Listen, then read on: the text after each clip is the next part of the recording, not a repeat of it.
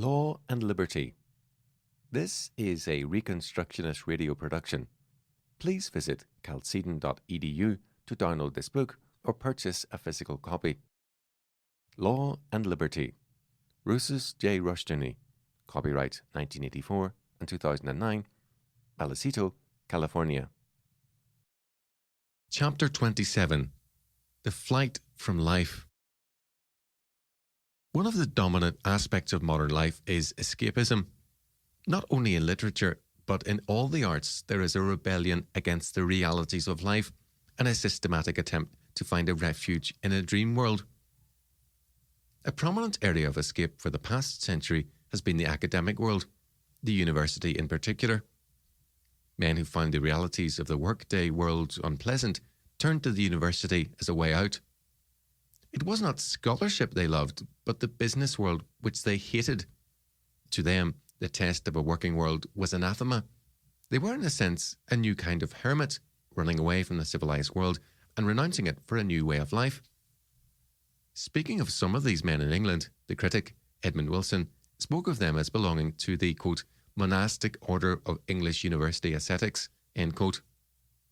Their asceticism was forsaking the world of capitalism and Christianity, the world of the family and its morality, for a new order, an anti-Christian one. Everything in the world was and is to these men evil and anathema, and they denounce it with religious intensity and passion. The basic fallacy of these men was and is their flight from reality. Now, a rebellion against the injustices and evils of this world is a healthy and necessary reaction in every generation. Progress is, in part, a product of discontent, an unwillingness to accept the status quo, and the desire to establish better law and order, greater justice, and a stronger sense of community. Inventions have been a product of man's restlessness with inadequate devices and a desire to improve on techniques and devices. Progress, however, comes not only when men move in terms of a sense of reality, not in a flight from reality. To cite a commonplace illustration, two brothers from a particularly underprivileged home both sought to escape it. One sought refuge in liquor first and then later in narcotics. The other studied at night until he was able to qualify for a responsible and well-paying position. But history has periodically seen men in full rebellion against reality and in flight from it. They seek to conform life and reality to their dream world, to impossibilities which seem wonderful in imagination, but produce horror and destruction when forced onto reality. For a man of 75 to dream of being 21 again is foolish enough, but to attempt to play the part of a young man of 21 is insanity. It is a flight from both reality and life, because life can be lived only in terms of reality. The university is still a major form of escapism. The perpetual student who is unwilling to grow up and leave the university is a common fact today. Most universities are crowded with non-students or unweaned students who cling to the world because they are unwilling to face the hated adult world of work and responsibility. Politics, however, has become an even more important form of escapism. The political escapist hates reality, and he plans to abolish reality by means of political action. Basic to the biblical faith is individual responsibility. Man is a sinner, accountable to God, redeemable only by Jesus Christ, and the focal point of social change must be the heart of man. But because man is a sinner, he is unwilling to accept responsibility for his sin, nor is he ready to blame himself for his failures. Instead, his basic presupposition is that all is well with him and all is wrong with the world. Therefore, his every answer to his problems is to change the world, not himself. For Karl Marx, this meant revolution. Marx had a religious belief in the power of revolution to create a paradise on earth. The result of the destruction of the old order would be the birth of a new order. This faith was plainly stated by the Marxists in Russia in the Second Congress of the Party, August 1903, quote, by introducing social instead of private ownership of the means of production and exchange, by introducing well-regulated organisation in the social process of production, so that the well-being and the many-sided development of all members of society may be ensured. The social revolution of the proletariat will abolish the division of society into classes and thus emancipate all oppressed humanity, and will put an end to all forms of exploitation on one part of society by another. End quote. It was actually believed that the revolution would abolish exploitation and class division. In actuality, it increased them. This 1903 manifesto is one of the 4 great communist manifestos. Some of the things this manifesto called for are of interest. Thus, it called for, quote, local self-government on a wide scale, home rule for all localities where the population is of special composition and characterized by special conditions of life, end quote. It also demanded, quote, inviolability of person and dwelling, unlimited freedom of religion, speech, press, assembly, strikes and unions, freedom of movement and occupation, end quote. Of course, the very opposite of this is the rule in all Marxist countries. But this is not all. The manifesto called for an, quote, 8-hour workday for all hired labour, end quote, and also for the, quote, complete prohibition of overtime work, end quote, and the, quote, prohibition of night work from 9 p.m. to 6 a.m.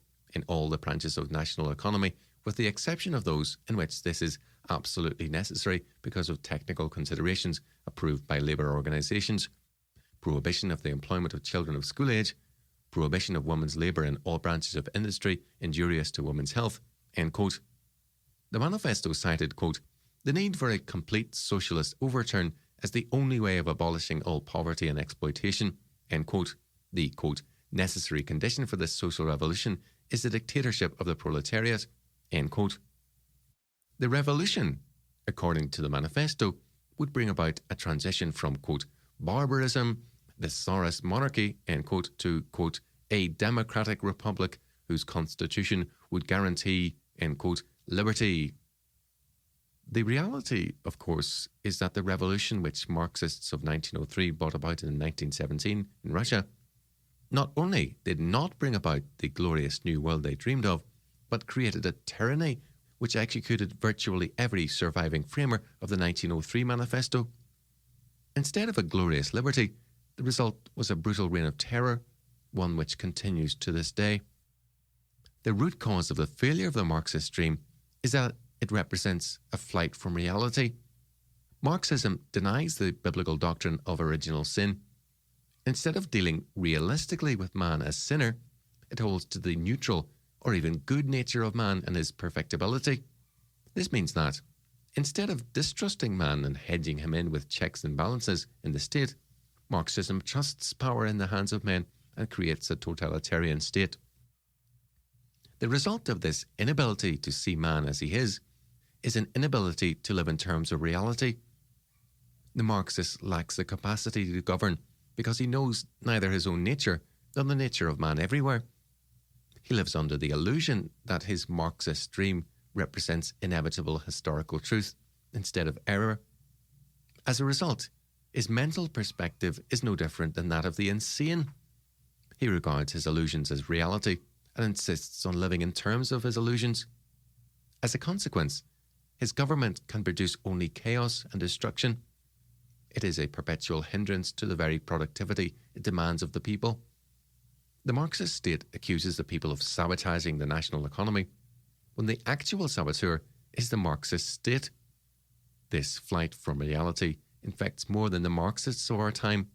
It infects, as we have seen, the world of the university. It also affects liberalism, which builds also on the fallacious premise of the goodness of man. Some forms of political conservatism, because they reject Christian foundations, are guilty of the same illusion concerning man. Every failure to recognize man as a sinner, every failure to face reality as it is before we begin to deal with it constructively, is not only a flight from reality, but a flight from life. We are running away from life if we refuse to face it as it is, if we demand that life conform itself to our illusions. Dostoevsky saw clearly the implications of the radical thinkers of his day. Starting from unlimited freedom, they arrived at unlimited despotism. Mankind was divided into 2 unequal parts. Quote, 1/10 is to enjoy absolute freedom and unbounded power over the other 9/10. The others must give up all individuality and become something like a herd to attain, through boundless submission and by a series of regenerations, a state of primeval innocence, something like the Garden of Eden." End quote. In effect, what the advocates of this socialist world demand is a right to become gods and rule over all other men. For men to imagine themselves to be gods is a flight from reality into monstrous delusions.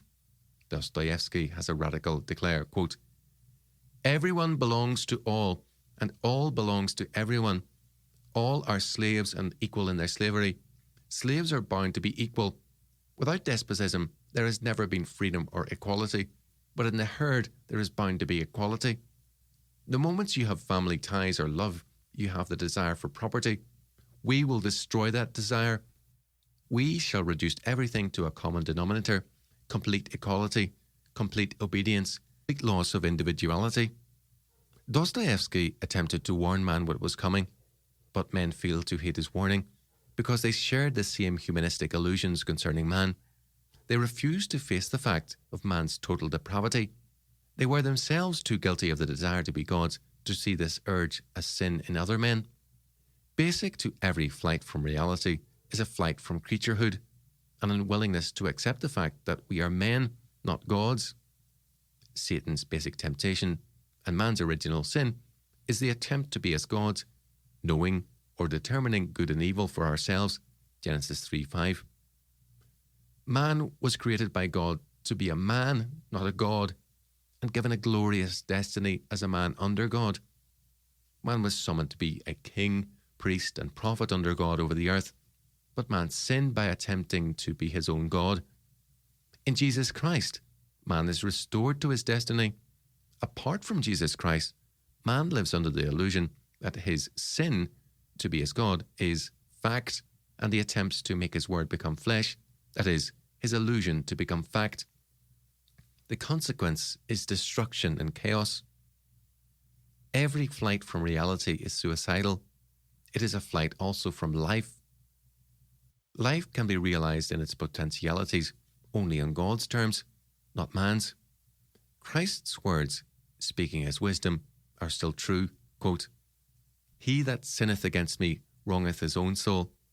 All they that hate me love death." End quote. Proverbs 8:36. The Reconstructionist Radio Podcast Network brings to you a complete lineup of podcasts where you will hear practical and tactical theology. Our desire is not simply that you consume our shows, but that you also live out your faith in every area of life. We can talk all day long about these things, but if we fail to put them into practice, then we fail as ambassadors of Jesus Christ, our King.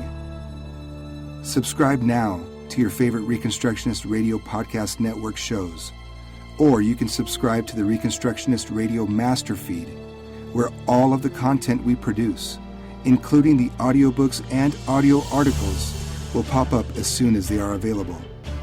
And don't forget to visit reconstructionistradio.com to volunteer as a narrator or to partner with this ministry financially.